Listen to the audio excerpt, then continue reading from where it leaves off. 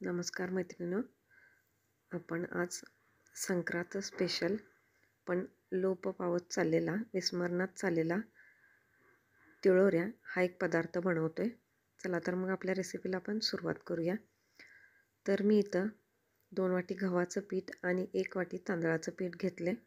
तुम्ही 2 वाटी गव्हाच्या ऐवजी 1 वाटी याच्यामध्ये मैदा वापरला तरी चालेल। ही पिठं मी हलकीशी भाजून घेतलेली आहेत, म्हणजेच फक्त गरम करून घेतलेली आहेत। अगदी वास सुटेपर्यंत वगैरे याला भाजून घेतलेलं नाही आहे।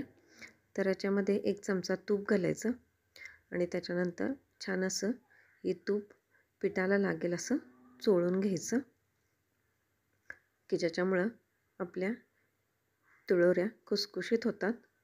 तर याच्यामध्ये आता आपण 1 चमचावर होईल एवढं वेलची आणि जायफळ पूड टाकायची, की ज्याच्यामुळे छान अशी चव येते। चवीनुसार थोडंसं मीठ घालायचं।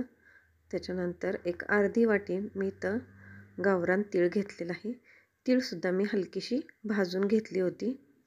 आणि इथं साधारण पाऊण वाटी मी गूळ घेतला होता, त्याच्यामध्ये एक अर्धच वाटी पाणी घातलेलं आहे। तुम्हाला जर जास्त गोड आवडत असेल तर 1 वाटी गूळ वापरला तरी चालेल। मी इथं पीठ तुम्ही बघू शकताय अशा प्रकारे मळून घेतलेलं आहे। त्याच्यातलाच एक छोटा गोळा घेऊन मी आता हे लाटून घेते आणि साधारण चपातीच्या आकाराचा हा एक गोळा घेतलेला होता आणि साधारण चपाती होईल एवढंच मी याला लाटूनसुद्धा घेतलेलं आहे। आणि मी आता इथं टोपणाच्या साहाय्यानं याला अशा प्रकारे आकार देऊन घेते, की ज्याच्यामुळं छान होतात ह्या तिरोळ्या आणि दिसायलासुद्धा खूप छान लागतात।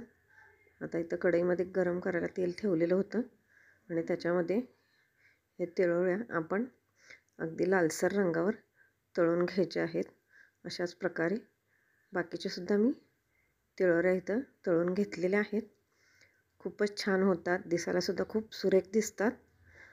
मग रेसिपी आवडल्यास लाईक, शेअर आणि चॅनलला सबस्क्राईब करायला विसरू नका।